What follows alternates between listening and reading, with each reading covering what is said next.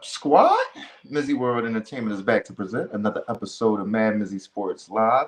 Hope y'all having a safe, fun, exciting Friday, getting ready for this weekend. Had a successful, positive, and prosperous week this past week. But we started off in the NFL, man, of course, with the news. Well, not of course with the news, but we're going to start off with the Joe Burrow comments of him saying we're kind of built to beat them. Speaking of the Kansas City Chiefs, my thoughts on this. My thoughts on this quote was just honestly, like, this is what he's supposed to say. Like, I'm assuming that they asked him about the Kansas City Chiefs. He ain't gonna say, I mean, they the Chiefs. I don't know what we gonna do. I hope we get lucky. Like, they 3-1 against the Kansas City Chiefs in the 4 games that Joe Burrow has played against them. 1-1 in the playoffs. But honestly, he probably could have said something different because the last time they went out there and he was talking and they was a Burrow head and this, that, and the third, and they lost. They lost. You feel what I'm saying? So for me, everybody knows that everybody has their favorites on who Patrick Mahomes' arch rival will be, but it's looking like he's gonna be like Batman out there, and he's gonna have a lot of different rivals and a lot of different villains to be, you know what I'm saying, pick and choose from. So Joe Burrow just has to focus on staying healthy. But this is something that, I mean, listen, he got to say, I don't know what else he's supposed to say if they asking him what y'all gonna do if y'all play the Kansas City Chiefs, or if they asking him on his confidence on them playing the Kansas City Chiefs. I don't know what else he's supposed to say. You feel what I'm saying?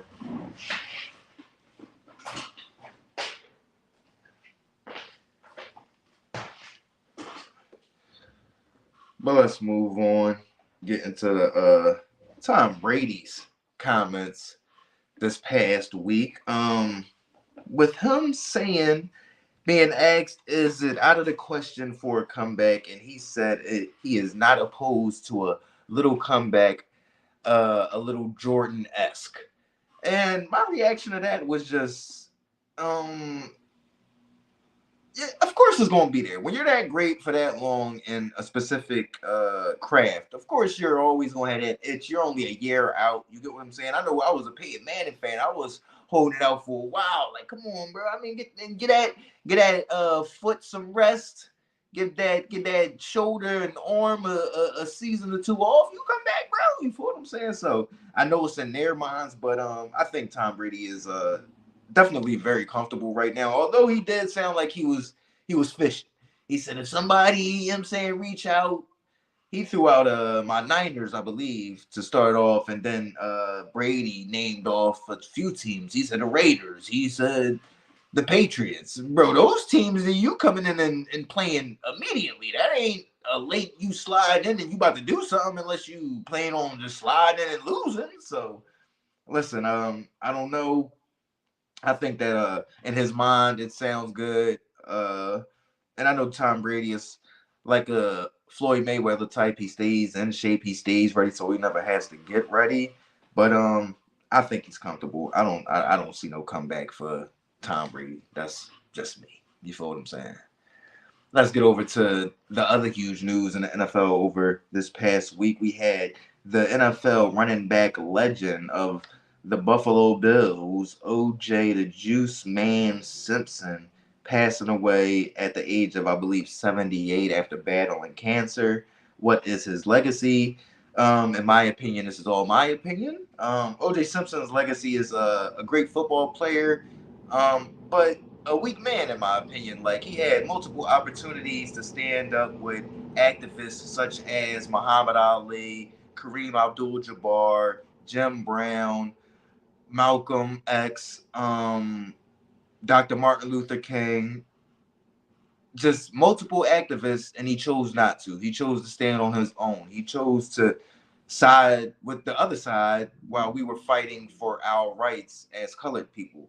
So I don't know why people now want to have this kind of heroic type of view of him, like he is Brother Malcolm or Dr. King or Jim Brown, any of the people I just named, when he's not. And he stood on that plenty of times. Like I've said before, his most infamous quote is, "I'm not black." I'm OJ. So that's what I remember him as a great football player, but a weak man. A weak man. That got away with murder. He did that shit. He definitely did that shit. Let's get over to the NBA. Giannis Antetokounmpo of the Milwaukee Bucks goes down. Now, if you was watching on Tuesday, me and Ron was talking about the losing streak for the Milwaukee Bucks. And I was saying I'm just going down with the ship. You know what I'm saying? I'm the dude playing the violin on the Titanic.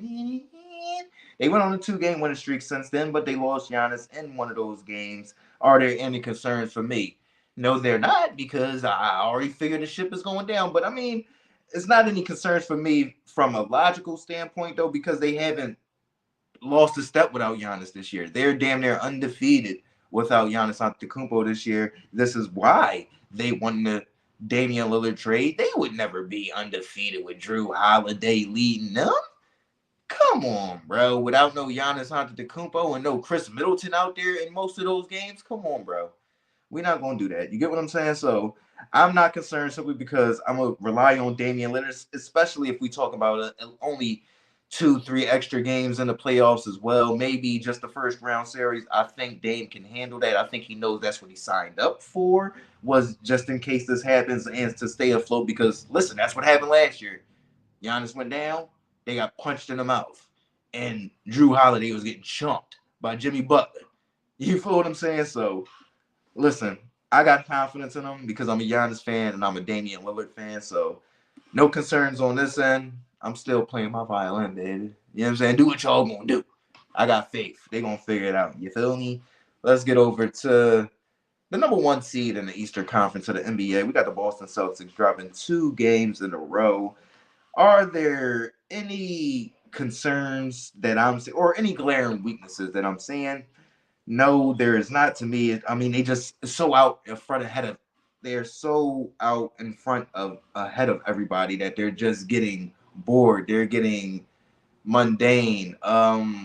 It's just yeah, they're not doing they're not doing anything bad. They just don't have the urgency that the other teams that they're playing have. They lost to the Milwaukee Bucks and they lost to the New York Knicks, 2 teams that are fighting for the same 2 seed. You get what I'm saying? So they went out there, they lollygagged around, and they got beat on by 2 teams that are desperate right now, especially the Milwaukee Bucks. They came in, they would have killed for a win. You feel what I'm saying? So they was gonna give they all, and they did. And the Boston Celtics went through the motion, and we seen what happened.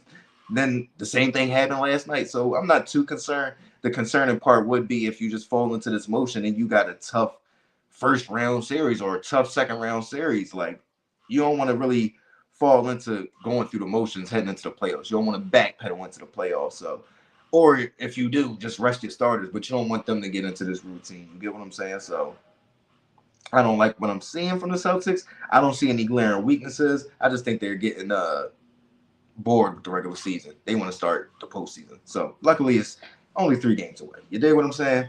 Let's get over to Philadelphia. You know what I'm saying? Where I'm stationed at. We had the Allen Iverson statue reveal, whatever you want to say. But what's my reaction to the statue? I thought the statue was dope. Of course, they had a signature crossover ball all the way out there. I thought it looked pretty good. Um, and well deserved. I mean, he was a cultural icon. The numbers speak for themselves. You cannot bring up the NBA playoffs without bringing up Allen Iverson because he is one of the top performers in NBA history in the playoffs. So, listen, man, the dude was great. He changed the game. He changed the culture. Um, he stood up for what he believed. He was the opposite of O.J. Simpson. He leaned into his upbringing, his background, being from Virginia, being from Newport News. You get what I'm saying? So I think he was from Newport News. But yeah, man, or Hampton, one of the two. I think it might have been Hampton. My bad. Yeah, I mean, my VA folks, they know. But yeah, well deserved.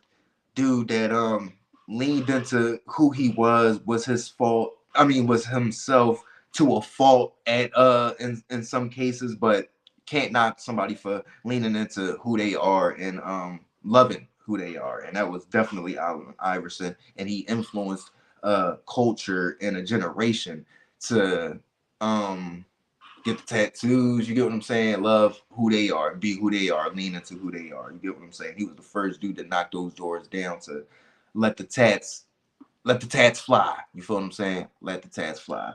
So let's get over to these predictions before we end off this Friday night episode. We got the Milwaukee Bucks at the Oklahoma City Thunder. I didn't see any spreads when I was checking, but I'm gonna go with the.